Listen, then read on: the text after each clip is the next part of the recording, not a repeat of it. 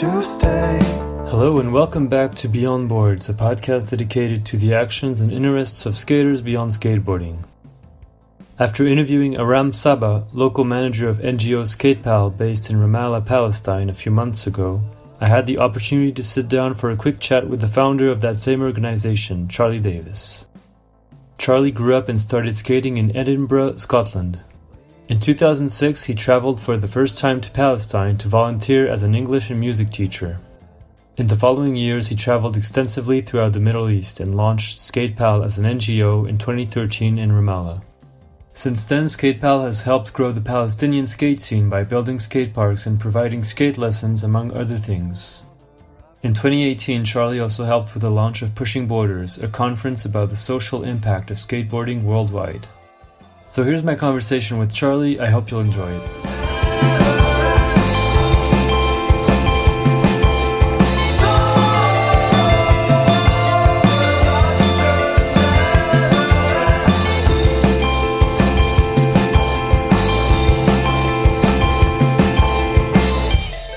Thank you, Charlie. I really appreciate you taking some time to chat with me. No worries.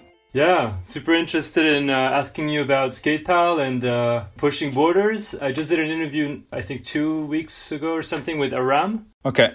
Which was really interesting. So yeah, we'll try to piggyback on that a little bit. Nice one. But I usually start this podcast with the same basic question with everybody, which is like, how did you find skateboarding? How did it all start for you? So I know you're from Scotland, right? So is that where you grew up? Yeah, I grew up here in Edinburgh, and I think I've got a brother who's a few years younger than me, Jack, and he got a skateboard maybe when he was 11 or something. Mm-hmm. And he was skating for like a little bit, and then I got one as well. And then it was just us two with our friends skating in the streets outside, but we didn't really know anyone that skated or watch anything, so we just like cruised around. And then after like a couple of years, I think we like learned a few, like how to ollie, and then went up to the main square in town and sort of met a few other people. I must have been like 14, 15 when I started like skating a bit more. Okay. And yeah, so we didn't have like a skate park back then, but it was just the main square, Bristol Square, and then the Focus skate shop. Like those were two main places to go and hang out. So yeah, it all began from there. And of course, like after I left school, I began traveling a bit, and like I always took my skateboard with me. Yeah. We'll talk about Skatepal in a minute, but yeah, before you started Skatepal, you traveled to Palestine, I think for the first time in 2006, around there. Yeah. And I believe you volunteered over there as an English teacher, maybe as a music teacher as well. So yeah, I was just curious to know what brought you to Palestine, what made you decide to go there instead of another country, or what was the interest? Well, I mean, there had been a family connection with Palestine because both of my parents had like lived there and met there back in the 80s. But that wasn't really the main reason. It was because my mum at the time in high school, she was working at a church in Edinburgh that was sponsoring like a youth centre in Jenin in the north of the West Bank. And they wanted, the guy who ran it wanted someone to go and teach English as a volunteer. And after I left school, I didn't really want to go to study or do anything specifically. So I went over there and I was like, I don't really know much about teaching English, but if they want, he was happy with me just to head over and sort of hang out there. Yeah. So I went over with my skateboard and I taught a bit of like music, a bit of guitar and some English to like varying levels of success. But it was really fun being over there. It was really interesting being in a town where there was no other sort of internationals or other people. So you kind of immersed in the place, for sure, the language and the culture. So I think that was the first time I'd been somewhere like completely different, which it started my sort of interest in the Middle East and in Arabic and wanting to head there again and like learn a bit more of the culture and the language, yeah. Right, yeah.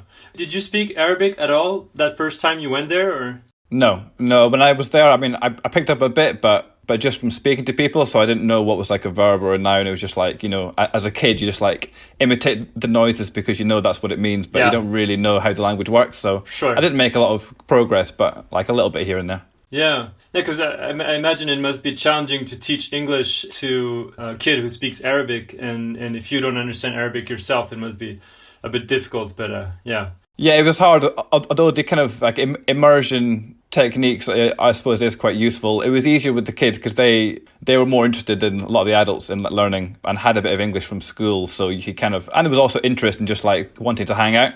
So I think because we were both interested in like getting to know each other, that was quite a good like basis. And they were there just because they wanted to. It wasn't part of school, but I did do some classes for some of the police there and some engineers, and they weren't really in it because they wanted to. So that wasn't quite as easy to do. Yeah. And so you traveled there in 2006, and then you started Skatepal, but a bit later, like in 2013, I believe. Yeah. Before that, so I understand you studied Arabic. You did like a Master of Arts in Arabic. Mm-hmm. And you traveled over there, I assume, and maybe to other countries in the Middle East. And tell me about like how the idea for Skatepal sort of emerged, and did you have some inspiration from maybe other skate-related NGOs? Like I assume Skateistan must have been an inspiration because I think it started not too long before you started Skatepal. So yeah, tell me a bit about the process that brought you to launching Skatepal. Well, I think in the beginning, on the first time I went with my skateboard, I obviously saw the kids were into it because it was something new and something quite exciting. But I mean, there's still no skate shop there, and it's quite difficult to get a hold of skate equipment. So It must have been in my first couple trips, 2006, 2007, where I guess like I thought, I mean, if someone like were to buy a lot of skateboards and bring it here, I'm sure it would be quite successful. Yeah, because the kids are quite hardy and they're not afraid to like bomb down hills and hurt themselves and go up and do it again. Yeah, and then I didn't really think about like doing a project, and then I did Arabic in Edinburgh because I wanted to learn more, and it kept on like I took some of my classmates like back to Jenin during our degree, and then I think it was at the end of my degree I moved to Tunisia to go and teach in an American school, and a friend of mine, Rosa from my class in Arabic, she also went there as well, and we were chatting about like what we're going to do after this, and I mentioned to her that I always had this like idea that if there was more like skateboards over there, the kids would be up for it, and I was still skating quite a lot. Yeah. And then Skateistan must have started like around about during my degree, I guess, and so I was like, oh well, if they can do it in Afghanistan, then there's no reason why it doesn't happen elsewhere, because there was like a precedent set, I guess. So sure. That was inspiration. And then I was like, okay, well, I'm just going to like make it happen. So I got in touch with a few youth centres in Ramallah. I thought it would be easier to go to like a larger town where other stuff already happened. So they might be more like accepting of doing something. And one of them said, okay, yes, you could try it here. And then it all began quite sort of small and like DIY in the first year, but went out in 2013. Yeah, and so that year you went there, I think, with your brother and a couple of the friends, and you built some skate obstacles and I believe a ramp as well. Is that when you met with Aram? I think that's what he told me when we chatted together. Yeah, so I met him maybe a few weeks after I arrived. He was just skating along and he saw someone building a mini ramp, and he was like, what the fuck are you doing? Like no one skates here. Yeah. And he had just been given a board from a guy from, I think it was Lithuania, I think, who was over there. So him and his mate Adham had just got into it, and obviously they came down and got involved a lot in the beginning of helping doing classes and skateboarding after the sessions, and that was probably the most like exciting time for me, because every night we would go up to the main square and like skate all together and hang out. And we're still like best friends now, so that was the beginning. And I think if I hadn't met him, I'm not sure how much more I would have continued, because I needed like to have someone who was a little bit older, who was already into it, to be like, oh yeah, this is great, Yeah, and who could carry on, and who is carrying on the project now over there, and he's a local, and yeah, it's great timing. Yeah, it was great that you two crossed paths at that time. Yeah. And so before that specific summer in 2013, did you have any experience in NGOs or in that kind of environment, or was it all kind of new for you? No, it was all quite new for me. I mean, I guess like the skills that I later realized that were like, useful was, like an interest and an ability in languages, being patient and like having like knowing that things to take a while, having the time, I guess, and being able to like, if I came back to go and stay in my mum's flat, so I didn't have to like keep on renting flats if I didn't like, need to. So all those things sort of came together, and my mum was quite encouraging for me to like go and do it. So I think, all those things came together, and I quite liked teaching English. I liked sort of being in that situation, quite sort of outgoing, I guess, and like wanting to like see what was out there. And I think like that's what you need, because like as soon as you begin something, then you learn like what like project management and development's all about. So you just like learn over time, and that's like the best way to learn is to have an idea that you're really interested in. Yeah. Otherwise, you'll just quit because it's really hard. Yeah, for sure. And so what would you say have been some of the biggest obstacles that you have encountered throughout those nearly 10 years now of doing Skatepal? You just mentioned before like the access to equipment, like boards and everything that seemed to, and I'm not sure how it is nowadays compared to the beginning, but what were some of like the main obstacles you would say to doing the NGO? I mean, I think in terms of like practical terms, getting equipment in is still the hardest. I mean, it's one of the hardest places to get things in because everything has to go through Israel, and it's very expensive, and you don't know if it's going to arrive or not. And it's, I mean, even in Scotland, it's difficult to keep like a skate shop running if it's mainly just selling skateboard equipment. Like everywhere sells, they sell other stuff. Yeah, sure. So it's not a very profitable business. Obviously, because of the situation there, I'd say at the moment, because there's things happening on the ground at the moment, we had to cancel some of the sessions. But more than that, there's just the like emotional toll on all the skaters who were there and people that work for Skatepal and are volunteering over there. That's like difficult to. I think it's hard to imagine what it's like to be in a place and what are the mental restrictions on living there if you've never been in that position. But probably the most difficult one is just like working across a cultural barrier where we come from a place where everything's like now, like on time, expedient, like growth. We try to like get as much done as soon as we can, and that's like the culture's not the same. And at the beginning, you find that like annoying and frustrating. And then over time, once you realize that you don't know everything and everything you do is not always right. Yeah, which is like a process that everyone hopefully it goes through as they get older. Yeah, you realize that okay, well things happen in different ways, so we're going to have to try to adjust a little bit, like how we do things, and then set your expectations a bit lower. Like, I mean, you obviously want to achieve X, Y, and Z, but if you constantly think, well, this is like it's possible to do this in theory, well, it's never going to happen like in reality because like loads of other factors are there. Yeah. And also because like there was no real skateboard scene with like older skaters. So like Aram is in a position where he can like lead now, but for the past like 8 years, whatever, we haven't had people who are old enough and who wanted to like stay in the West Bank to do it. Right. So yeah. And so, can you tell me maybe some of like the highlights, so to speak, that have occurred maybe throughout the nearly 10 years of Skatepal existing? So we talked about the beginning this summer in 2013 with the initial little skate park and the ramp and everything. And I think the next year in 2014 you did the first concrete skate park in Jenin. Mm-hmm. And then in the following years, there were other events, like there were documentaries made by former volunteers. And I think IL Skateboards also came to Palestine to do like a tour. And can you take me maybe through some of what you consider to have been the highlights of the organization? Sure. I mean, I think the first concrete park that we did in Sabbah, which is next to Jenin. Right. Like a lot of people got in touch with me going, oh, we'd like to help you like make a concrete park, and eventually we got a space, blah blah blah, and it was the first time that I was like, oh wow, we can actually do a proper skate park, because I didn't have any like building experience or whatever, and it was a bit more of like a ragtag team because it wasn't people that were building of the caliber that we have now, because the whole sort of like DIY NGO skate park building scene was so new that it wasn't really like in the same way that it is now. Yeah.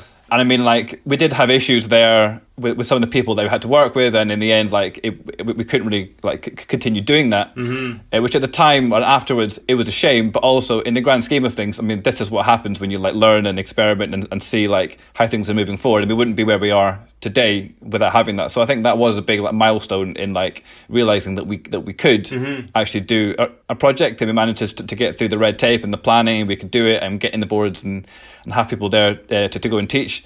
And I think for me, it was just like, there's enough people who are interested and willing to give up their time and money to come and make it happen. Yeah. So I think after that happened, we're like, and that was a very difficult experience, and like having to deal with some like difficult people. And there was a few times where I was like, is it really worth my time doing this? Because it feels like you take one step forward and 2 steps back, and it's really hard to find like the right partners to work with, especially because it's such a new thing that no one knows what it is, and like the way that we all see skateboarding doesn't really translate in the same way to a place where they've never had it before. Yeah, yeah.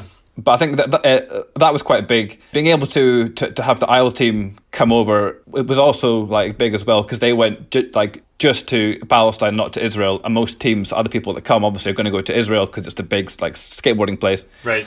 So it was nice to have that support. Although interesting enough, like when they came to do like demos at the park, the kids weren't really that interested because they were like, I want to skate as well. And that was, I found that like I didn't expect it, but I found it quite nice. Yeah, they were like, no, I want to skate rather than watch these guys do it. Yeah.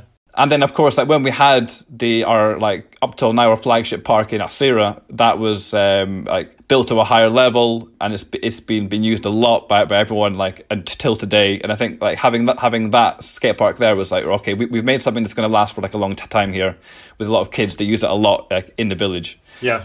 But I think until we had Aram come to work like full time, it was always like, I mean, is this going to continue or how's it going to work? Because you weren't really sure either way. So having him come on, that was like another big like milestone of like, right, he wants to come back. He finished his degree now. He wants to like dedicate his time to making it happen. It's not easy for him because like none of us make like much money. It's not like a career that you can really do for like a long time. Of course, yeah.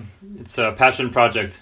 Exactly. So like a lot of it, even now, a lot of it is kind of still a passion project. And I mean, we're trying to like move on to the next phase and going like, right, how can you continue doing some of this, support the scene and have a career where you can make enough money to one day maybe like buy a house and have a family and stuff like down the line.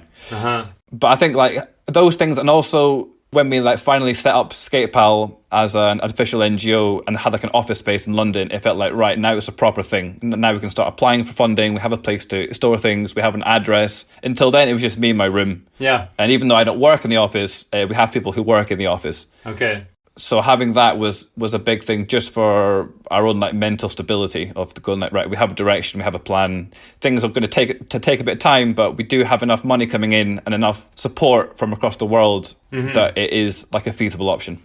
And so Aram joined you in 2019, I think, right? Is that when he started his position as the local manager in Ramallah? Yes, it was just like he came back like full time just when the lockdown started. So the first 2 years of him being like a manager, there was no volunteers to manage. So it was quite a difficult time because we're all isolated in our own houses like across the world. And so it was hard for him because he was just starting a new job, being like a manager with having like no experience of leading something, and we weren't there to help him out. So it was all like video calls and going like, right, we'll just take it slow, like do what we can. Yeah.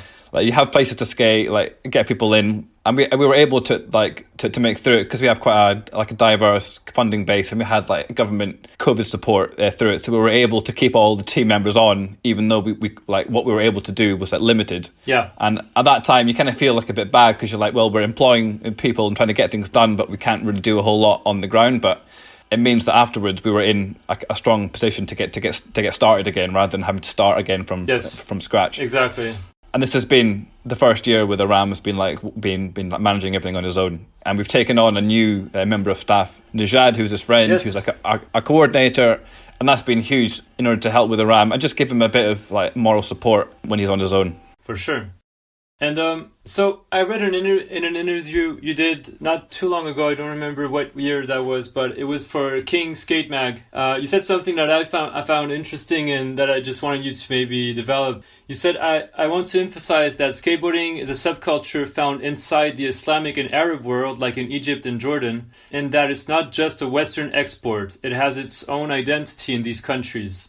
I thought it was interesting because obviously I'm from France, so I see skateboarding with the lens of a French person, someone who lives in Europe, and I've grown up watching American skate videos, reading French and European skate magazines and whatever. So I have this vision, this tunnel vision of skateboarding. But you brought skateboarding to a place, as you mentioned before, that had no experience whatsoever with skateboarding, so they really made it something their own. So I just wanted, if you could maybe just tell me a little bit about that, how you saw that happening over there. Sure. Yeah, I think so. In the beginning, I was keen to be like, oh, I'll bring over some like skateboard videos and like a few Thrasher magazines and X, Y, and Z, so just so they could see what skateboarding kind of means to some of the most like highly like where skateboarding is the biggest. For example, like in the English speaking world that I know, because obviously I don't speak Portuguese. I know like Brazil has its own like massive scene, which is a bit insular, and like America is a bit more exported like across the world. But I realized after I was like, this, I don't think it's very useful to do that. What I think what would be like better is to give them a skateboard and be like, right, here's a toy, have some fun and see what you can do. Mm-hmm. Especially in the more conservative places, because Thrasher doesn't go hand in hand with, like, say, conservative Islam, and I don't think there's any point trying to like press that this is what skateboarding is all about. Yeah, like people in the West generally don't like go to church on the skateboard, but you would go to the mosque on your skateboard, say. And I was like, right, I don't want to try to say this is what skateboarding is. I mean, obviously, I think back then there was maybe like YouTube wasn't quite as big as it is now, or Instagram or TikTok, so it was, you had to look a bit more if you didn't know like what you were looking for. Whereas now you can. But I wanted it to sort of grow and be and sort of existing within their own paradigms of what young people did. Mm-hmm. And then, of course, you know, you come to France, or you go to, like, say, skateboarding in Scotland is different from when I went to, like, America.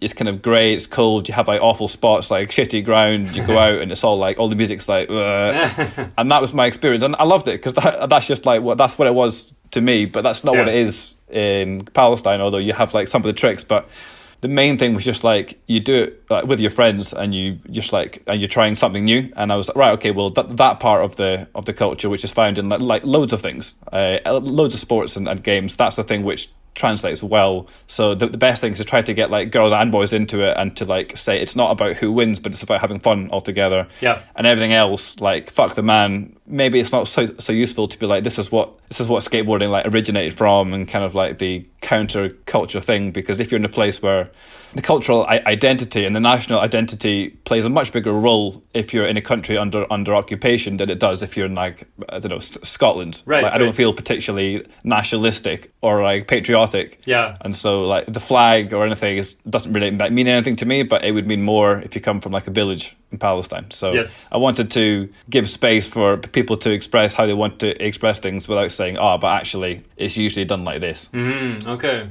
And so, for example, when you are out there and you give skate lessons, do you try not to influence kids too much to do certain tricks? Do you try to just have them kind of imagine tricks by themselves, instead of, you know, saying, oh, this is a kick flip, then you bring it to a tray flip or whatever, you know, and instead of like kind of putting these blinders on as to this is what skateboarding is, you know, and if you skate this way, you're going to be cool or whatever. Are you trying to have them be a bit more creative, have a bit of a more creative approach to it rather than a more sports-driven one? Yeah, I guess so. Especially like in the initial years when I was working with like local clubs or with other organizations out there, there's much more of like organized, like things are more organized. You're in clubs, you're in teams, you do this and that, and it's a bit less sort of like free for all in the way that we would say imagine skateboarding is. Like, we probably, you know, we didn't have people to teach us this is how you do it. You just copy like other people. And that's why I think a lot of us liked it. Was there was no rules, and of course there's like unwritten rules, like you're going to do like a bit like a fakey varial flip. I don't think so, or whatever it is. Where there's like some tricks that like look good, other ones that like they don't look good, or you have to do the hard flip like this or not like that. But that was all a bit counterproductive to try to sort of. I mean, you can say it as like in a jokey way, but you obviously want to help people like learn certain things, but people want to like emulate what they see, and obviously if they're just like, if the kids are like sitting on the board like going down a ramp, that's fine, but you want to encourage them to like stand up and do other things, but not like, oh, it should be skated like this. Initially some of the lessons I had were a bit more formulaic, and right, today we're going to try to learn like a shove it, and I'm not sure if there's benefits to that or not, but I just did it because it was like a small group of 8 kids, and I wanted to kind of try to fit in with the way their organization like did things. But now when we have like volunteers there, we have a few like tips on classes, but basically I'm like, you're there to make friends with the kids and hang out with them, and they'll like learn from you by doing new things. And I think that's kind of like a slower way that is more focused on the community rather than a focus of like acquiring skills, which misses out, because you don't need specific tricks to have fun in that. When you're playing other games or sports, you kind of need to have a bit of technique before you do it, but you don't really in skateboarding. You just sort of I saw a few days ago this, I don't know if you saw this, but it was, what is it called? I think it was Pocket Skate Mag or something like that did a little piece on Bryggeriets Gymnasium in Malmö. Okay. And you saw a class, run by John Dahlquist, the vice president, with Stefan Osterheim, which is he's like a former student who's now like one of the skate teachers over there. And the assignment, so to speak, of the class was to learn a new trick. And I'm not sure if it was for everybody in the group to learn the same trick or if it was each one of you have to learn a new trick. I just thought it was interesting to kind of have this approach of, let's try to do something we've never done before and not say, oh, okay, like this is the logic progression. Like there's a manual to skateboarding. Like, okay, you start with an ollie, then maybe a pop shove it, then a 3-flip, whatever. But obviously it's a different context to teach skateboarding in a city like Malmö and in Palestine. It's two different worlds, so... I mean, I think that's quite an exciting and like it gives you a challenge to do something, especially because if everyone else is also like doing the same bit of like homework of doing a new trick. I suppose like in Malmö, in Bryggeriet, all the kids are going there, or almost all of them are going there because they want a skateboard and it's like a skateboarding school. So they obviously, that's part of their psyche already. Right. Whereas like we are seeing some skaters in Ramallah who are now like, trying to do new things and like excited to learn that new tricks. But it's taken years and years to get to the stage where like more people are into that, because it was always like one or two here or there, and some of the older ones, they would like leave and get jobs like abroad or whatever. Yeah. So it's nice to see that is happening. And I think like once we have a skate park in Ramallah, that it's going to be maybe a bit more part of the scene. Whereas I think it kind of goes a bit hand in hand with like, we probably get onto it, but like the whole international volunteer program is We're trying to like get away from that and just focus more on the local skateboarding. Because if you have more internationals there in like a village without a scene presence happening there, because it's just like a skate park. Yeah. It can happen in a town. Like if you go to Edinburgh, you've got like a street scene. If you go to like a village outside of Edinburgh, you've got people skateboarding in a park, and you don't have the same scene that's going to like live on, because people come for a bit and then they go and then they move to a different town. Yeah. And that's going to be true for like villages across the world. And you're going to have like the bigger towns, which are going to be where people who are older stay there, or maybe kids from the village end up moving there, and then that's when you have the scene. Mm-hmm. And when that's happening on its own, that's going to influence like the other villages way more than having international volunteers in the village going, look what I can do, because they'll see it happening in a more organic way in their hometowns. Yes. Okay. And yeah, talking about volunteers and to have a broader view of NGOs in general and skate-related NGOs, I assume after you started Skatepal, there probably weren't as many NGOs as there are now. Now there's like plenty. And a lot of NGOs have actually started thanks to volunteers that have gone, through Skatepal at some point, like Ruby and Will that started Free Movement in Athens. I know some people from Concrete Jungle came and stayed in Palestine with you guys a bit, and probably many other people as well. And yeah, I was just curious to know, like, when people come to you for advice, like someone who wants to start an NGO in a country where skateboarding is pretty much non-existent or very, very marginal, like what kind of advice do you like to give out to them? It's kind of hard to say just one thing, I guess, but yeah. Do you have any advice for people who would want to start an NGO?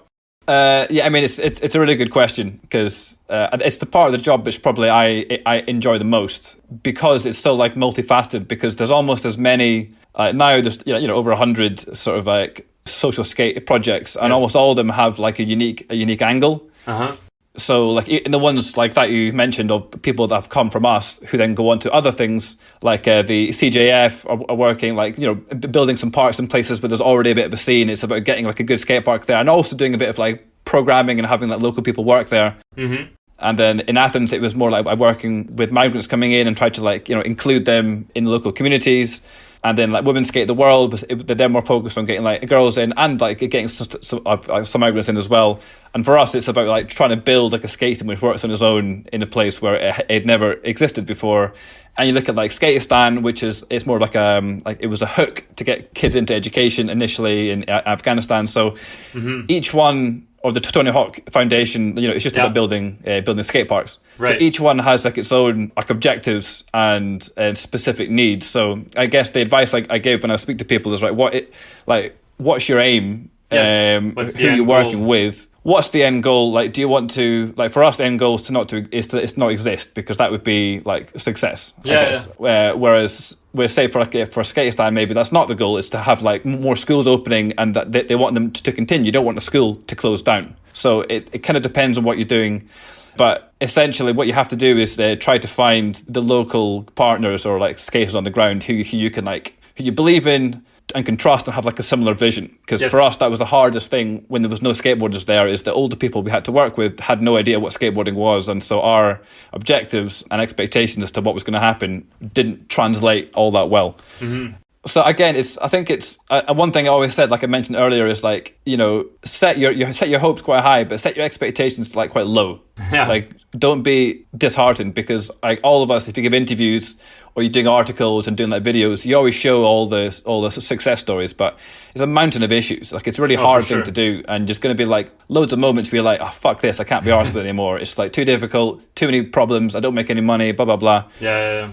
So it's really like understanding that when you're in a position, people aren't just going to be like overly happy with everything that you do, because people that you work with there are going to feel like a mixture of emotions. Like, some of it is maybe envious that they're not in a position that they could do it as well. Yeah. Maybe patronize that they're the ones who are receiving some aid in the terms of like skateboard projects. Uh-huh. And just sort of like just overall like annoyance at, say, their awful situation or whatever it is. And so you kind of, at the beginning I was like, why am I encountering people who are being like hostile to me? And then over time, once you understand how everything works, you think, right, well, I'm not going to take anything personally, but this is how things work. And so you have to be very patient. Yes. And I think you should be glad. And like, it took me a while to be happy with what I managed to do, because I always expected that I should be doing like a little bit more. Oh yeah. But once I had like a burnout, I was like, right, okay, well, this is a good sign that you should have to like grade the way that you like approach work, and always like have a good team there, but have like always be looking for a good like local team that you can rely on. Because if you don't have the like if you're not like involved in a culturally positive and like in a way which people accept, like in the place that you work, you're never going to be successful. You're going to have to really try to understand like some of the language and the culture and the way they want things to happen. Yeah. Which I guess is just like a rule for any like overseas development or aid work, is that's the key for it to work, is listen to the people who are there. And work out who are the ones that you should be listening to and the ones that you shouldn't be listening to, and why. Yeah. And so actually, how did you manage to divide your time? Because I don't think you ever went to Palestine and lived fully there like all year long. I know you've been there quite a few times, and probably you go there at least once a year or more, and you stay for sometimes months at the same time. But like, how do you divide your time between, like your job and doing Skatepal and everything? Yeah, so I think it was... I mean, I'm doing Skatepal full time now, and I think it was only maybe 3 years ago or maybe 4 that I was able to like live like just on Skatepal. But back then it was because I lived in Spain, where it was really cheap, so I could afford to not pay myself all that much. Okay. But in the beginning, I was doing like a mixture of jobs, working in shops, teaching English back here. So I'd always go over for like 3 months, leave my flat, leave my job, go over and do like a project, and then come back and find a new flat and a new job, or move in like back in my mum's flat again. Okay. And over time, that is obviously quite wearing, because you don't have any stability. Sense of stability, yeah. And you have to like quit your job, so you can't have like a stable income, and you can't have like a good job, because they'll want you to stay for more than like 6 months at a time. Right. So it was quite like exciting. I think when I can't remember how early on it was, but it took me like a good few years to be able to make enough money to be like, I think I was making like maybe $1,000 a month in Spain. I was like, right, I can live off this. And that was great, because I could spend all my time doing that. Yeah. But I mean, even now, I mean, I'm making like a bit more, so we're able to pay our staff and everyone like enough. But we're all sort of like just making it by. We're not really making like a lot of money. So most other people, but I think everyone else in the team, they have like other bits of like job or career or other things like on the side that they can do as well to help like move things forward. But I can't really do that, because I have to be like available. Like, someone has to be there all the time. Yes. To like manage stuff and to be like on the phone. So I'm gradually getting to the stage where we're moving things over to the local staff, and they'll then start their own like businesses or do their own thing, and I will take a bit less time, and I'll start looking for other work as well. Okay. But it was difficult, because obviously you can't get a visa for more than 3 months to live in the West Bank. I'm not employed by anyone there. It'd be quite complicated to set it up, and Israel probably wouldn't give me a visa to go there anyway.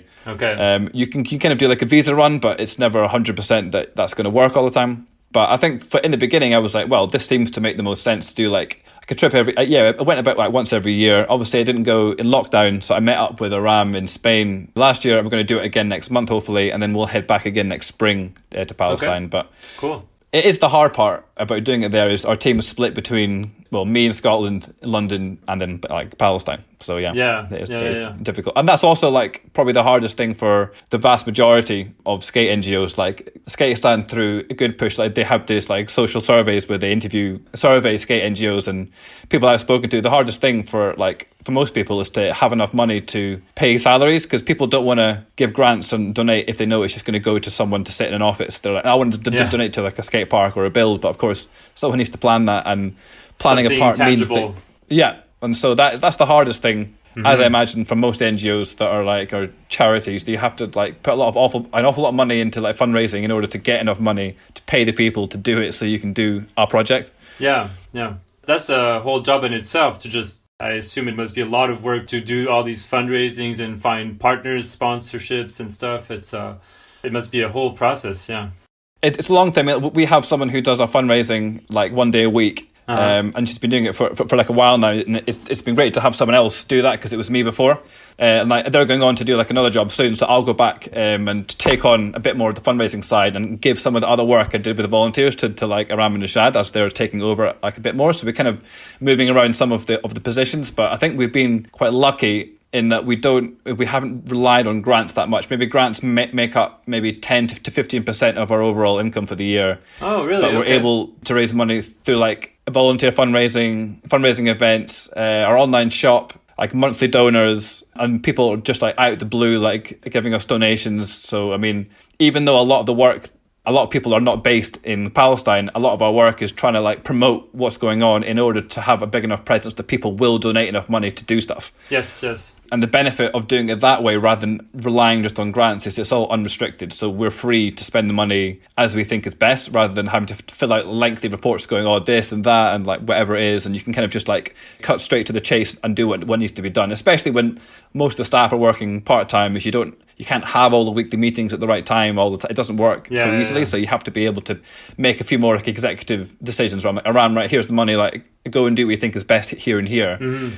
Rather than wait for ages, because we'll just be waiting for forever if you have to like comply with like 10 different grant giving bodies. And I think the way that we maintain all the donations we have is we're like always showing what we're doing through Instagram and on the ground, and like giving reports to people that people feel like good enough to be like, yes, I still want to like donate to what's going on, because I can see all the benefits that's happening. Yeah, I can see what my money's doing. Yeah.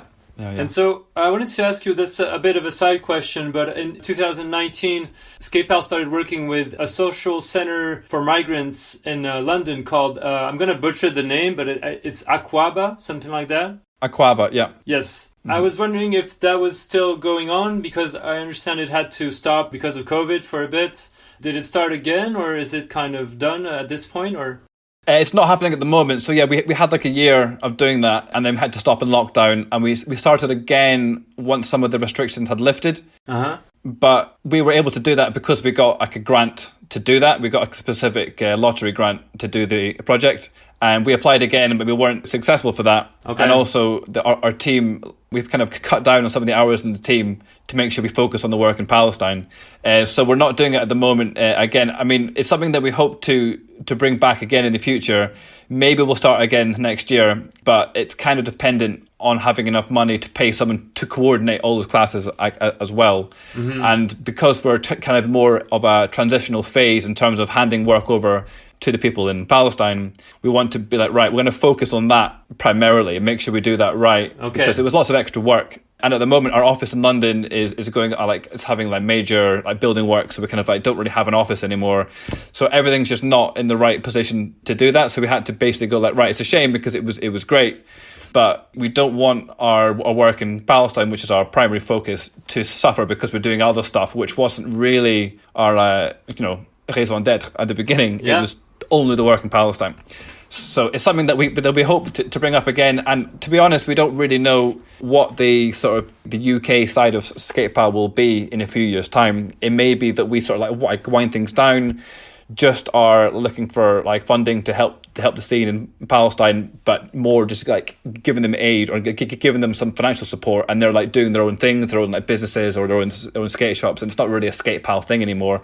Or maybe we'll find other avenues that we can use our experience that we think, well, maybe it would be like useful, and we can use what we have to do it in this way. But our sort of there are other groups in the UK that are doing classes with like young people and migrants in the UK, but our experience and the expertise of our team is more the work in Palestine. Yes. So it may be that we go back to that. It may be that it makes the most sense to close down our operations in like 4 or 5 years time, depending on what other people are doing, because the main thing that we want is the scene's working. And if we close down, well, for me, that it would be kind of a shame in a way, but it would be like a tick going, right, we did what we said that we were going to do in the beginning, and it's now done. But it's one of the things that you have to like reassess, like the lay of the land, and looking at other options going, right, are we as a UK-based organisation in a good position that it would make sense for us to use the influence and the expertise we have in our team to do X, Y, and Z project? And do we have enough time and people are like willing enough to do that? Or do we then like direct people who want to do these things to other organisations that are already doing it, that are set up in a way which makes sense for them to do it? Because we often had this chat, Theo and I, of like, we don't just want to run Skatepal because we want to have a job. We want to do it because it's actually useful. Absolutely, yeah. We could build a skate park in like a different village every year for 100 years in Palestine, and we still have a job, and we can still promote it and say it's going well. But that really wouldn't be expedient to creating a self-sustaining skateboard scene. That would just be making sure that we have a job. We kind of like always wanted to be honest about what it is that we're trying to do, and to not take the choice which would make sense for us, but that would make sense for like the situation as it is at any given point. Yeah.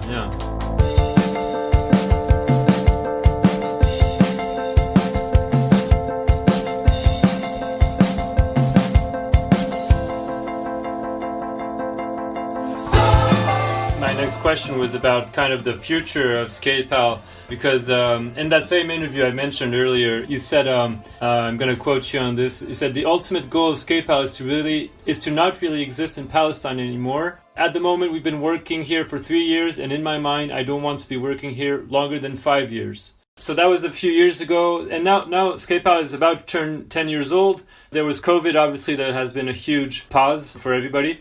But yeah, so how many years from now do you expect Skatepal to kind of leave Palestine and let things in their hands?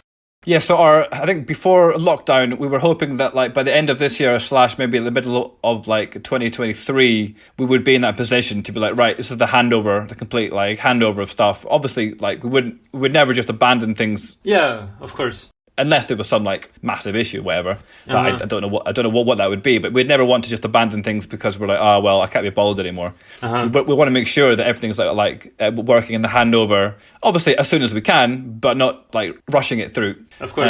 But in lockdown, obviously there was like a 2-year hiatus, which was not only 2 years because you lose a slight bit of momentum. We had like a skate park site in Ramallah that like fell through. We had some like funding for it, which obviously then was like, right, it's not going to happen anymore. So we're like back on our next like focus, which is a skate park like in Ramallah. And I mean, once that gets done, then that's kind of like one of the key bits of the puzzle that needs to fall into place before we can be right. Now we're in the like proper handing things over completely phase. Okay.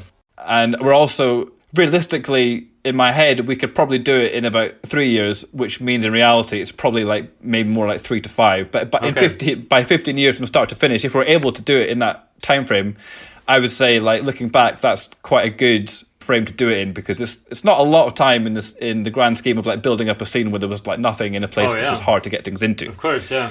But there's a few things that we're focusing on, and like one is to kind of phase out the like international volunteer program, which is not to say that we don't want people to go and skate in Palestine. The opposite, we want to encourage people to go over there, but not as a volunteer, just as a skateboarder. Yeah, I think that's what Aram told me as well. He was, I was asking him, like, how can people support Skatepal? And he was like, yeah, just come skate with us. Like, don't necessarily volunteer, but just come out here to skate with us, and obviously support by donating and buying some merch and everything. But like, instead of volunteering, just come visit like it's any other skate scene around the world. Yeah, I mean, that's exactly, I think all of us are on the same page. It's been an interesting year because up till now, this was the first year where like Aram has been on the ground. I've had someone from our team on the ground there who's like managing volunteers. And up till now, I've been doing it from here. Yeah. And I was over there a bit like when they were there, but you don't really know what's going on. You don't know like the vibe between the internationals and the local skaters. You're obviously going to get a few like bad apples in the group. Like, I mean, obviously I kind of like vet people as best you can, but it's kind of hard to know like what they're going to be like in a group or how they're going to gel in a team. Yeah. But I think overall, we've had maybe like 400 international volunteers go over in the past like 8 years or something. That's impressive. And even though there's been a few issues here and there, and like, you know, there are some like maybe negative side effects of having that in terms of like maybe some of the kids think I can only skate if there's an international volunteer or if there's like a bit of beef, or especially if in like a smaller place, if the word gets decided, oh, this guy did something wrong, or like someone like got like drunk one time or whatever it is, these things are going to happen and can have like kind of like a big negative effect. Thankfully, we haven't had anything that's been like too bad. Yeah. But this is always like a danger, like in the voluntary world, is you never really sure how things are going to pan out in the end. Mm-hmm.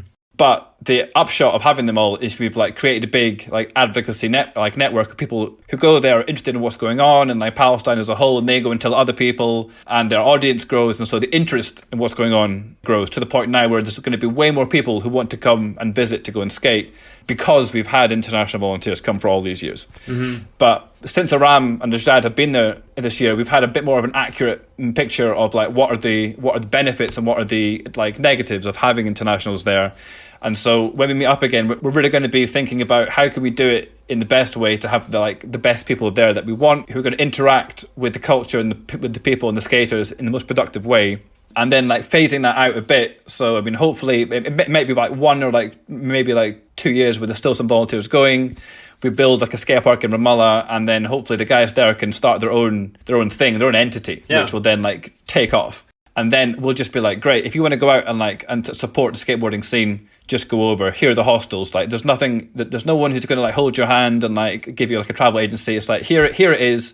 Just go over and work it out. It's just like going to Spain. Yeah. You can just go over and skate and meet people. And I think that's when we'll see a slight shift in this sort of psyche of the skateboard scene there. In that I imagine we'll have a bit of like a downtick in the beginning of kids skating, because might be like, oh, where's all the volunteers? People say, oh, I want to do it. And some who are only there maybe to meet international people who are there every day, that might fall off. But then as people start coming back, and I was like, right, we'll take hold of our own scene and how things grow, then it's hopefully going to grow in much more of a like steady but also sort of like sustainable way.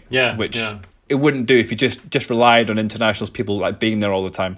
And you get away from the sort of aid giver and aid receiver model, which we've been able to avoid for the most part, because we don't come in saying, we're going to teach you what to do. We're just like, we're here to like have fun with you, learn Arabic from you, like learn some food, you learn some English, we can learn stuff together. So I think the way we've set it up, being quite relaxed, does get around some of the issues that do affect other NGOs, especially in a place which is oversaturated with aid work. With reason as well.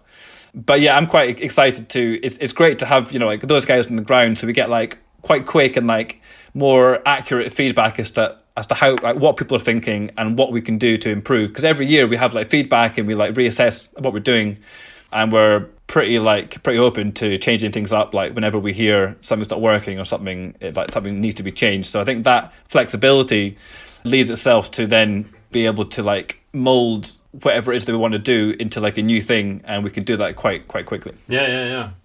And so how do you see the future of Skatepal? So we just talked about Palestine and how you're gonna in the next few years try to kind of not leave, but like just have the scene live by itself and not have to rely on volunteers, as you just said. And so where else do you see Skatepal going? Do you think you'll try to replicate that model in a new country? Do you think you'll develop more activities in the UK? Like we mentioned Akwaaba before. Do you think you'll get into more things like that? Like, how do you see things evolving for Skatepal?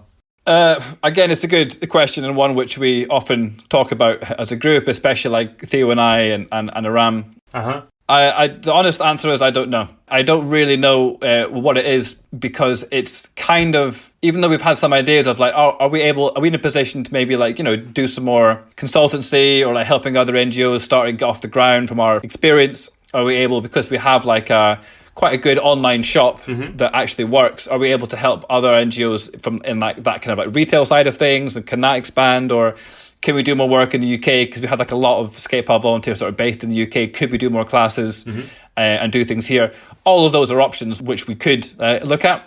It's hard for us to really change gear into like, right, how are we going to do that until we've like really cracked the skate park in Ramallah and how things are going to work, because I think it's also a part of like having staff working part-time, because we can't afford to have like full-time staff everywhere. Yeah.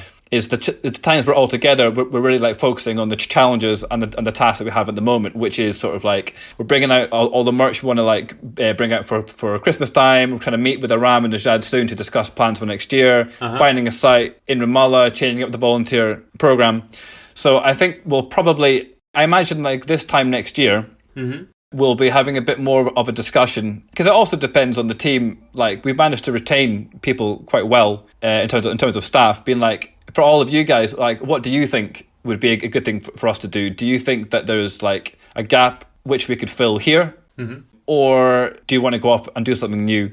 And I think we have a lot of potential to continue delivering skateboarding programs if that's the avenue that we go down. I don't think we'd probably start in a new country from scratch like I did in Palestine. I think you kind of want like a fresh blood and a fresh sort of attitude for that to happen. So if someone was going to like start one in a random place and wanted us to get involved, we would say, I'm more than happy to give you advice and to let you know how we did things and what works out, and if we could like go over and help you out X, Y, and Z, whatever. But I don't think any of us would want to start from scratch again, because that would just be, we would kind of be like, all the skills that we've learned is about working in Palestine and the relationships like that we've like built there.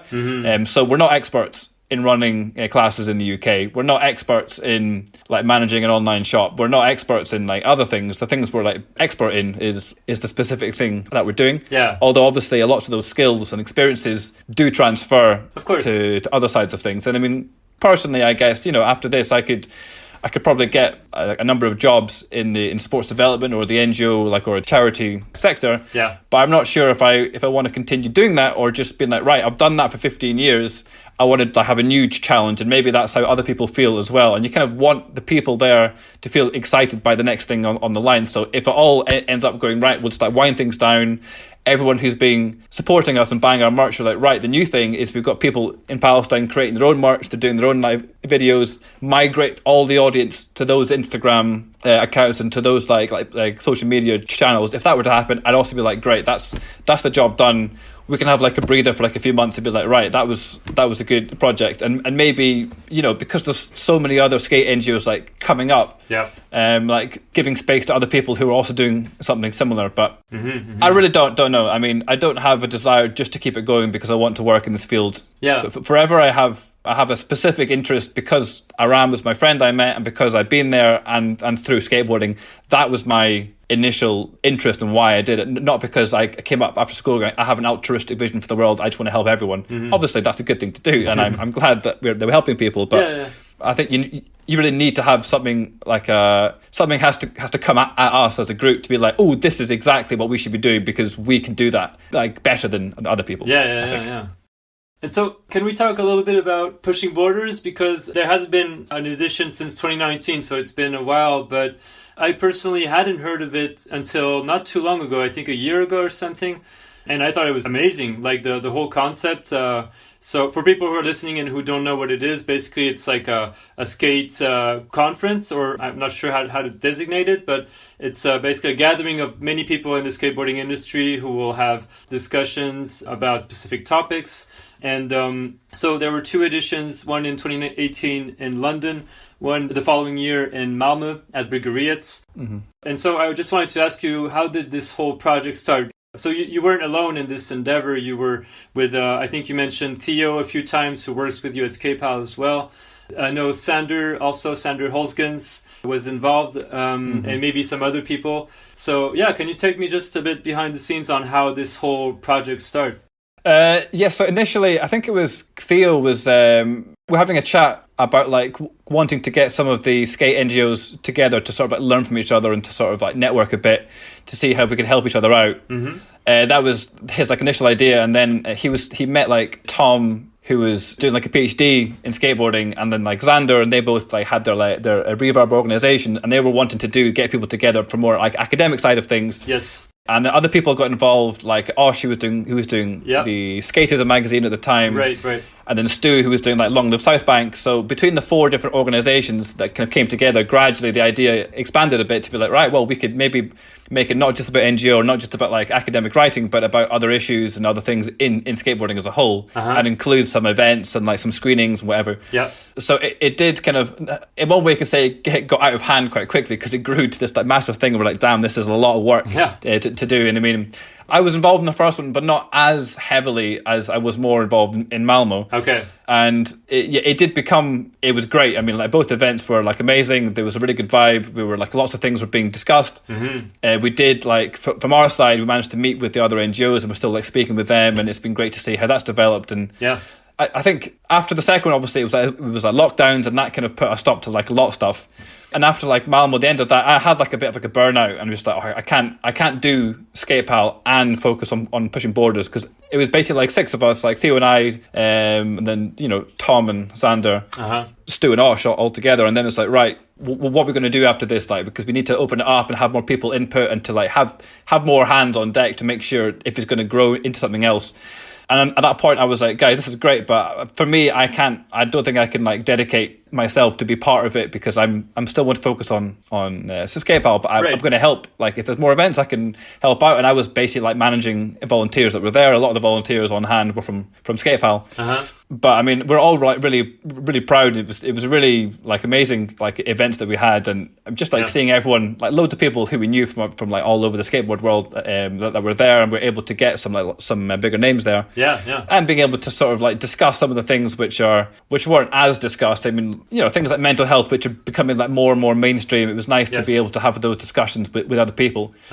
So for me, I mean, I think of all those sort of organizations, like Skatepal is still going, so we still have like the like web domain for the web page, but I think it's taken a bit of like a back seat. I mean, you'd have to speak to the other guys more to see if they're speaking and doing other things, but I think we're still at a stage where we don't really know what's going to happen. I mean, I'm hoping that in the future it will happen again. I'm not sure who would be on the sort of like directing like board of that, or who would be like managing things, but it was just like, at the time it was like doing 2 full-time jobs, and we weren't getting any money from it. So like Skatepal was like paying some of it, and we got grants for other things, but we were just like barely making it like ends meet. And doing like a second full-time job kind of for no money is going to wear you out in many ways. Oh, for sure. I think at the end of it, we're kind of getting to the point of like, right, well, this people know what it is, and they've seen the potential for it to grow, so it would be easier to get funding now. But like a lot of things, when lockdown hits, you're just like, right, well, you kind of have to like reassess like where you are.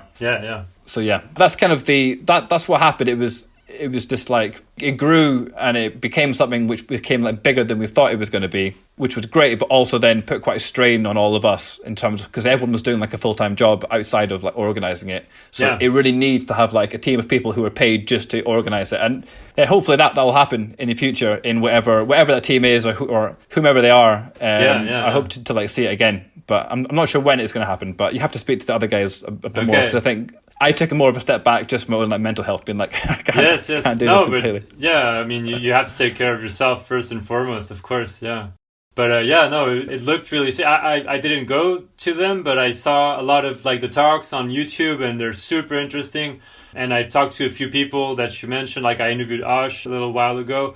And it just seems like such an interesting format, and it seems really, I just wish, and I'm sure I'm not alone in saying this, that a lot of people would love to see this again. So hopefully in the near future it will happen. I hope so.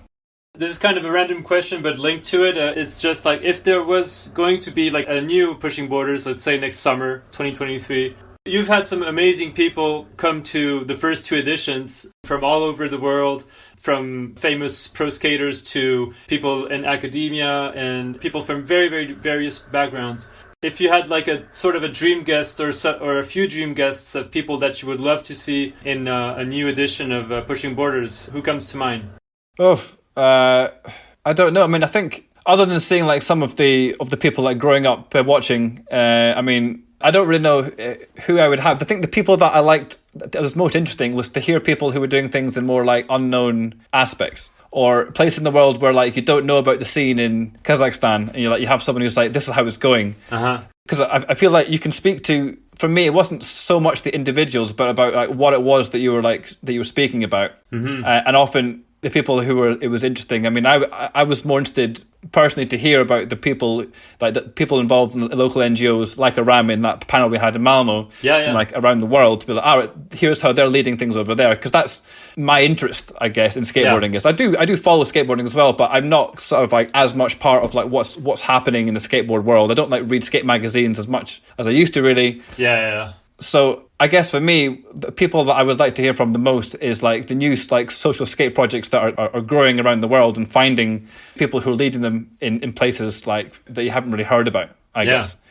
But obviously, if you had some of the people like Tony Hawk coming, I mean, obviously I'm going to want to hear, you know, like some of the legends in skateboarding. It would be interesting to hear from them. But I think for me, what made it interesting was hearing some more of the unknown people. So I guess my ideal panel would be people that I don't really know of yet, but are doing interesting things in the skateboard world. Okay. All right. So before I share with you the friends' questions, I just have a last question from me, which is, what would you say is the most valuable lesson that you feel that you've learned thanks to skateboarding? Ooh, the most valuable lesson. I know it's hard to answer on the spot, but yeah. One of them is a not such exciting one, but I guess it's like stretching and taking care of my body, because I get injured so much. I'm like, right, it's like I want to do this for as long as I can. I want to try and stay healthy and stay fit for like as long as I can. I mean, obviously, the benefits that I've got in my life from skateboarding, it's, you know, it's the community and the friends that I have. I mean, I get to speak to my friends like every day at work, and being able to, you know, like maintain those friendships, I guess, like that's been a big part of growing up skateboarding, because people I go to see, a lot of them, or like, I'm not sure how many, but like a lot of them is through skateboarding. But I guess the other thing is like wanting things to like extend. I think that's from Skatepal too, is that I want skateboarding to be like a part of the world, of it to be part of my life, even if I don't skate all the time. I want to still be speaking to the people, still healthy enough to go and skate, and taking care of myself. And I suppose that translates a bit in terms of the Skatepal work, is how can I make this like a sustainable thing so that it can continue with or without me. So I don't know, I'm not sure if that's a great answer, but I guess that's on the spot. I'll take it. It's a good one. All right, so let's finish with the friends question. So I have a few written ones that I'll read out loud to you, and a few audio ones. Okay. The first one here, it's a two-part question. It's from Sander Hölsgens that we mentioned. Yeah. So the first question is, what are your main takeaways from skating and teaching people to skate, and how might skateboarding help us cope with life? Okay, good question. The takeaways from teaching people to skate, I guess the thing that I took away from it is like, I don't feel like I'm really, if I approach the teaching like I did with teaching English or something else, it's not really working. I guess what the takeaway was, this is not the same type of teaching, because teaching, you kind of want to inspire people to learn something new. And I felt like in the skateboarding, when I was, you know, teaching classes or doing it, the times where I think kids were progressing or really getting into it, I wasn't saying this is what you do, but I was like, you were creating the hype in the session, or creating the like friendships that you'd want to urge each other on to try something new. So I think perhaps then the takeaway from it was, the way to like teach well is just to create the best atmosphere for people to want to go and skate. And I think, in my experience, this is not going to be true for all over the world, because I'm not saying this is a bad thing to do, but more like formalized, this is how you skate classes, I find didn't really work in the context that I was in. So my takeaway was, what I thought would be a good way to do it wasn't a good way to do it. And actually, you kind of just want to be kind of creating more of the atmosphere, and like, part of a good session might be sitting down and like speaking with someone for a while, and then having a skate together, and that way they'd actually want to go and learn something new, rather than right, A, B, C. And so I guess the takeaway from that is, like a lot of things in life, is you have to basically maintain and like foster all your relationships, because that's how you're successful in life and as a human being. I guess, like, you know, it's not really survival of the fittest, but survival of the most, like, you know, social. To kind of like, that's the idea, is like, if you're able to like do it well, if you're able to, everyone that say like writes in to me and like Skatepal asking, even if it's someone from school asking me like an assignment from school, I want to try and get back to everyone, because I know that encouragement is what I needed at the beginning, and that's the best way to like, well, to teach in a way, and to like to inspire other people, just to give them time. Absolutely. No, very true. And so his second question is, it's a shorter and funnier one. Is, how do you stay so fit? I mean, I think when I was younger, I quite liked going to the gym, and it was like useful because I played rugby at school, so I had to be kind of in shape. But since then, it's more out of a desire of not wanting to get fat. I want to eat a lot and have a drink, but it's become like a routine so that I just make myself go to the gym 4 days a week because I've made a decision that I'm doing this. So it's become like a routine that I always follow. I enjoy it like less and less as I get older because you don't really see the benefits. You can't really grow in the same way that's like exciting when you see your body change, I guess. Yeah. But I go to the gym, and since lockdown begun, Scotland, I started playing golf because it's our national sport. So I play a lot with Colin Kennedy. I play with him like a few times a week up here as well. So basically, staying fit is trying to find things that you can do to stay active that A, you enjoy, and B, isn't going to like knacker your body. Yeah. So for me now, my ankles are a bit short, so I can't skate as much. So I play golf now and try and get to the gym to stay fit. Yeah, cool. All right, let's do the next one. So this one is an audio one. Hey Charlie, you helped me like way back with the very first free movement funding applications, which led to many other wonderful things. And I just wanted to know, what is your experience of the wonderful, sharing, supportive, collaborative world of social skateboarding? So what's my experience of the collaborating side of social skateboarding? Yeah. Yes. Did you recognize the voice or? It sounds a bit like a robot. I couldn't really hear it from my headphones. Damn. It's Will Ascott from Free Movement. Okay. It sounded a little bit like him, but it didn't really sound like him that much. Anyway, thanks for the question, Will. Will Ascott. So, I mean, I guess I always felt like lucky that I ended up in this position because I feel like the NGO skateboarding world is filled with like loads of great people and loads of people who are like in things for the right reasons. And I think the takeaway from my experience was going like, the classic thing of like restoring faith in humanity is that you meet so many great people doing things that you do feel like positive. So, I come away going, my job is like, what I have to do is great. And it's nice that you can be working with so many other people that are doing things not because they want to make money or have a specific career, but because they see something that like would be great to do, and they go and do it despite the fact that it's like difficult and doesn't give you any money. So I guess it's sort of given me the takeaway is like there are times you think, oh, this is quite hard, you're on your own, or also when it's like, oh, it's hard to like make ends meet for everyone, you think like, but there's a reason why we're all doing this as opposed to something else. It's because, as you said, like it's a really good vibe between everyone. Yeah. Almost all the people that I'm working with are open. A lot of them, the egos are taken out of it, and they're really open to like deciding how to improve things.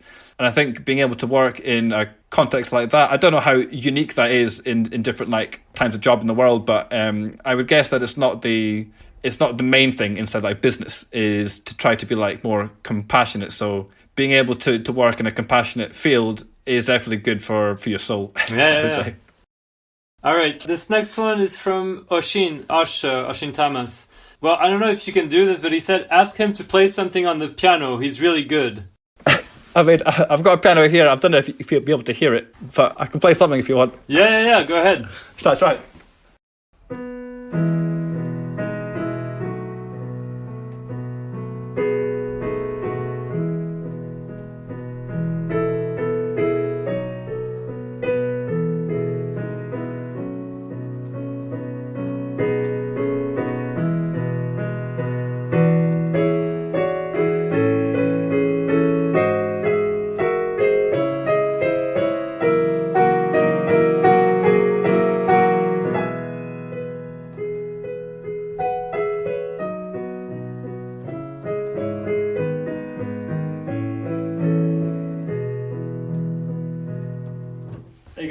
Amazing. That's the Chopin Etude in E I've been working on. So That's the easy part of it. I played to the easy part. Perfect, yeah. Thank you for that. Amazing. All right, I have another audio one. Hey, Botsman. How are you, man? Miss you. Long time no see yet. Hopefully soon we'll meet up. Question is, what is the best thing and the worst thing of having an NGO, charity, non-profit that works in Palestine? Did you hear it okay? Yeah, I heard that okay. I mean, CBD at the end, it gives it away. Last year we were all together and we were taking like CBD so we could like stay, like not get injured, which worked. Okay. So the best and the worst things about having a skate NGO in Palestine, I suppose, like, well, the best thing now is I get to work with like one of my best friends who's Aram. So I guess it's the being able to work with someone who you're really close with in a job which is quite difficult, but you end up seeing the like fruits of your labor, because it's a very difficult place to work. It's a very difficult place to live. I mean, I'm amazed a lot of the time that he's still like doing stuff despite, you know, it's very heavy mental stress, like being there all the time. Yeah. But that is the best thing, is being able to work with one of your best friends, doing something that you both believe in, and a job which the outcome of the job is seeing other kids who are really happy in doing something new. I mean, you can't really ask for a lot more than that in a job, really. Yeah. So that is the best thing, for sure.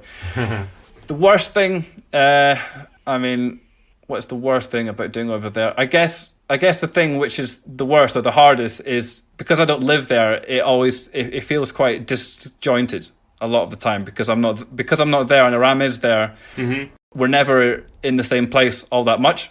And so because I don't like live there, and I can't be employed to live there all the time to do things, you have this feeling where things are there but just on the edge of your fingertips, because you don't have as much you don't see everything that's going on or know everything that's happening all the time. So yeah, you do have this like low level stress of like, is this going to happen? I'm not going to be there. I'm not going to see him. I mean, I obviously trust Aram. I don't like checking going, have you done this and are you doing that? Like, I know like he's doing what he's doing and I'm doing what I'm doing, and I think that sort of vibe works well, that we all trust that everyone's doing their job. But I know what it's like. It's not easy to work there. Yeah. And so I think having a job which is hard to like convince people to give you land, it's hard to get equipment in, it's hard to like manage lots of volunteers all the time and to make sure everything's working. Things are not going to work well all the time. It's going to be maybe what seems to you more problems than successes, because you're focusing on the problems and try to like solve the issues.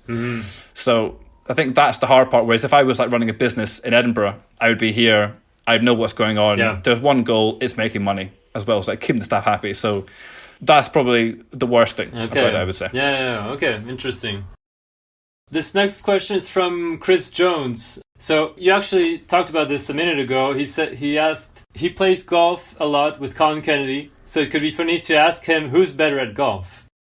Well, I mean, I have a bit of a head start because I played when I was wee, and like I played a little bit growing up, so I did start at an advantage. But I would say Colin's probably improved faster than I have. But our games now are pretty competitive. Okay. Like on a good day, either of us can win, and I think that's why it's kind of fun, because we have that kind of like some people that you play with are like talking shit or like, you know, that about the other one, or kind of like, you know, but we kind of treat it like a skate session where you're kind of like hyping them up to try to break the next score or to do the next thing. And like that kind of aspect of it is the same as like skateboarding, where every day you can go and you could do something new, hit a really good shot or have a new shape or get a good score. And you kind of like, each of us are probably just as excited to see the other one like get a good score. Yeah. And I think we both had like, you know, a low score that's about the same.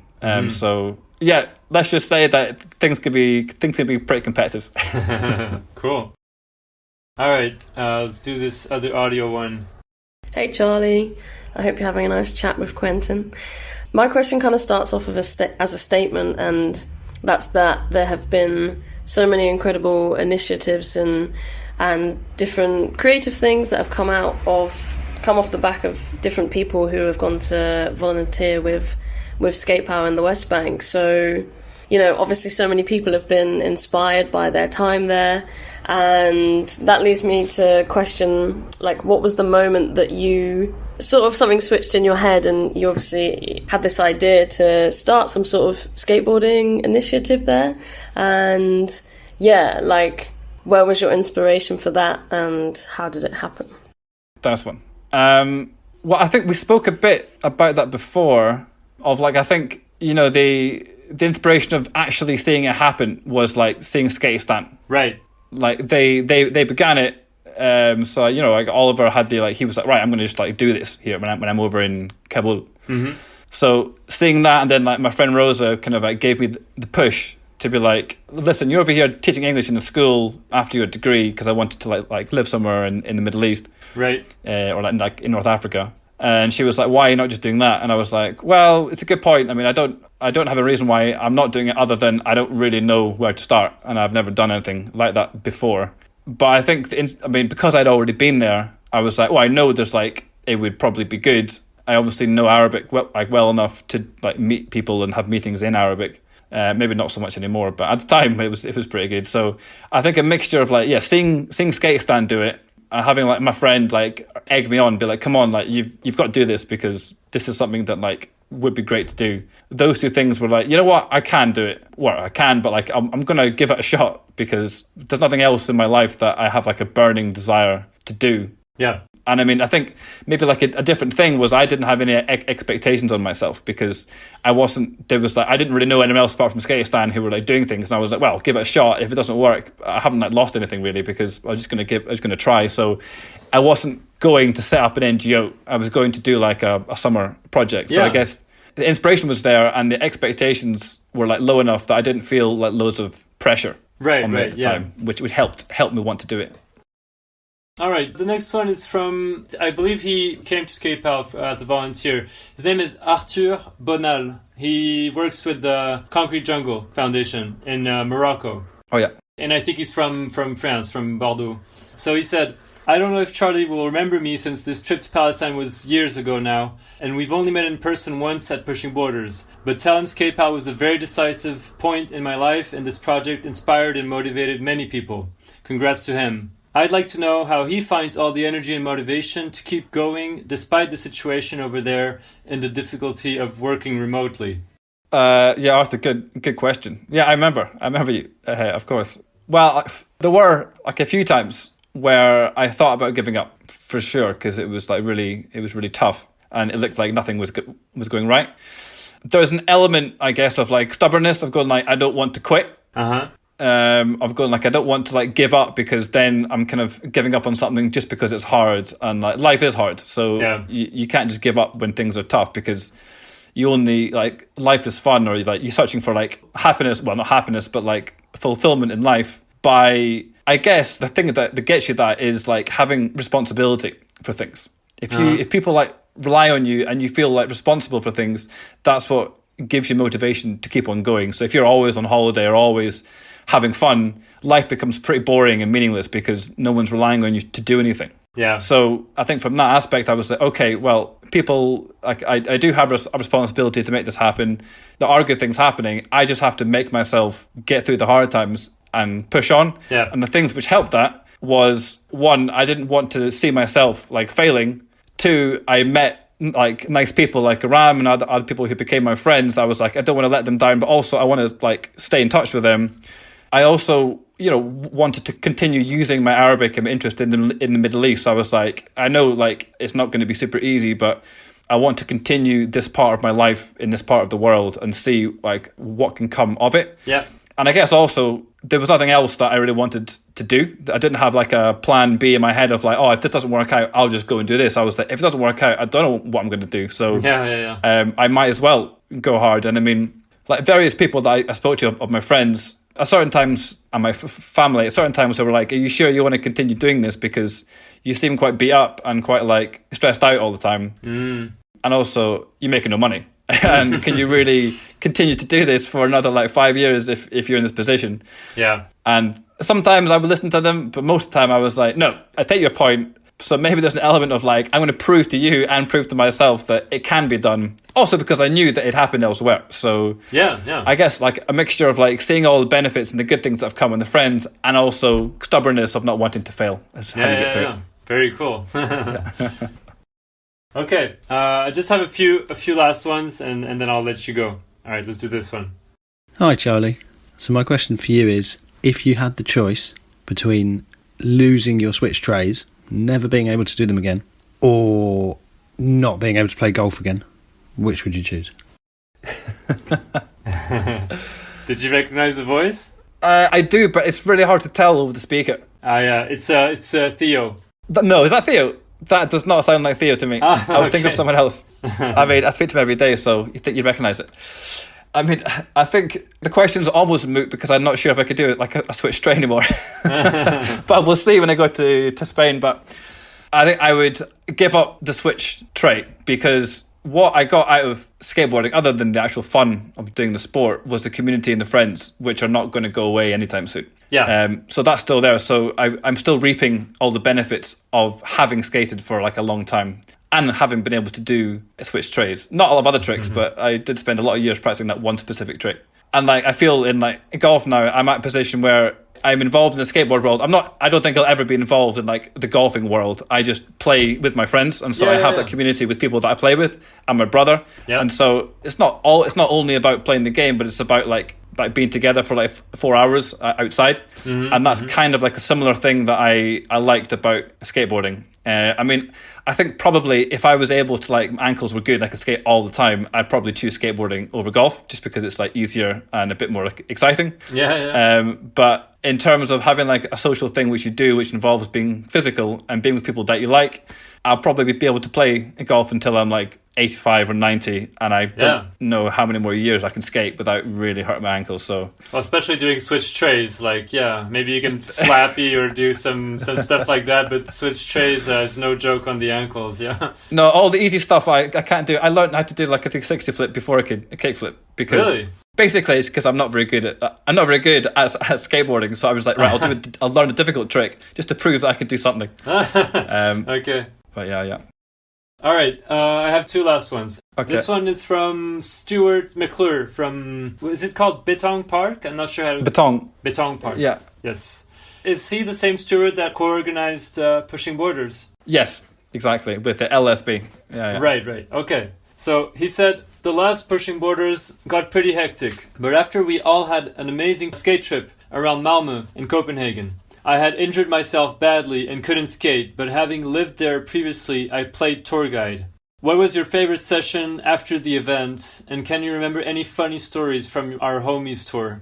Well, I think the session that I could like think of that was like standing out was that long, like windy, I forget where it is, but there's this long, like windy path with like banks all the way up. Oh yeah, the thing you see in all the polar videos. Yeah, I think so. That was just like I mean, I didn't do a whole lot, but like lots of guys were skating it, and it was just like it was just amazing to like see that as a spot and like nice to be skating with him. Yeah.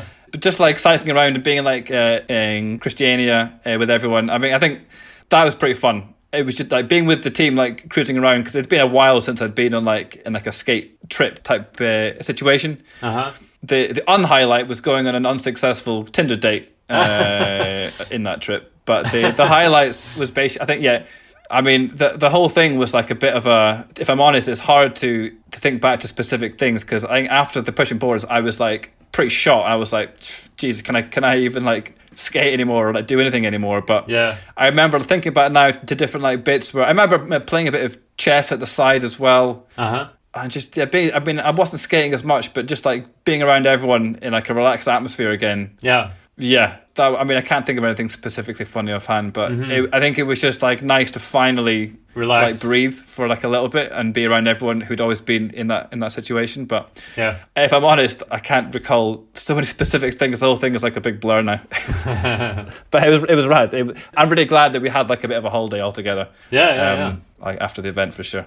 Cool. That was great. All right, let's do the very last one. Charlie, I hope you're doing all right. I'm super curious to hear how the women's skate scene in Palestine is evolving. Could you tell us more about the general developments and how Skatepal's project at the Girls' Orphanage is doing? Much love from the Netherlands. Bye-bye. Okay, so that was Nanya? Yes, Nanya van, I'm going to butcher her name, Heise? I'll butcher it too, but it was a giveaway. I find it really hard to place people's voices over the phone, but I mean, from the Netherlands, gave it away a bit as well. Yeah. So how's things going in terms of like of girls skateboarding there and in the orphanage? We didn't talk about that, but yeah, because there are a lot of girls who participate in skating over there in Palestine. Yeah, so there are still a lot of girls who are skateboarding, and I think that having like both male and female volunteers in as much as equal numbers as we can get does sort of like promote that as like it's not just like all the guys coming over. And I think like good examples is like seeing that happen in Ramallah, where you have like more of the older girls who are like skating on their own and taking it out, and like, you know, there's like a small crew, but it's growing and it's mixed. And in the Sierra, there are, you know, still girls skating just as much as the boys. I think the breakdown from the classes was about like 40 to 45% girls and like 50 to like 55 boys. So still like a few more boys, as you might imagine. But yeah, I mean, it's been good, and I'm glad that we were able to do the collaboration with the Anashul Usra orphanage, the girls' orphanage in Ramallah. So we started like a DIY in collaboration with like Betong. They actually like donated some money with like Nick and Greg, who came over, which is great, and they've been teaching Aram some of the skills, and Najad.